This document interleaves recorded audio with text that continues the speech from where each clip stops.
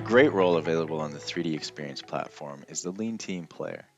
This role provides access to the 3D Lean app. In this quick introductory video, we're hoping to point out why it's such a powerful app and how it can work for you. Fast forwarding through the creation process, the premise of the app is based on team boards relevant to a specific topic or project. After a team board is created, simply share it with relevant team members and begin collaborating either through dynamic single-user inputs at varying times or concurrently through a structured meeting environment. Structured meetings include an allocated amount of time along with a predefined agenda based on various slides of information. Initiating a meeting begins a countdown clock per the allocated amount of time.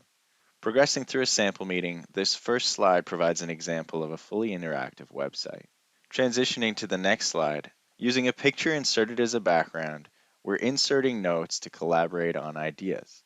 Here, any member of the team that's involved in the meeting can insert notes and edit notes accordingly. Keep in mind that any notes or additional information added to team boards during a meeting can be referred to and expanded on at a later date.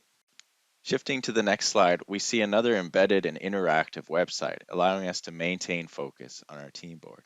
This next slide is where we really start to see productivity elevate to a new level.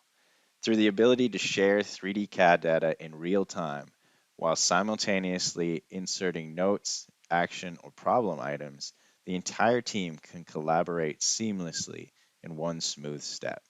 Confirm your ideas with a quick sketch, and you're ready to move on to the action log. Eliminating the need to perform repetitive tasks, an amalgamation of action items from various different slides or areas of a lean board are automatically grouped and listed here. These items can then be reassigned to any member of a team, along with the inclusion of details such as a due date and additional context as needed.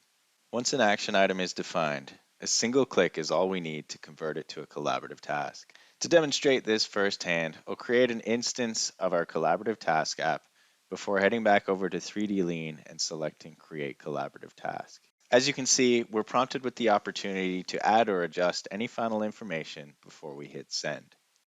A quick refresh of our collaborative task app, and you'll notice in the to-do column the design knuckle task associated with our design knuckle action item.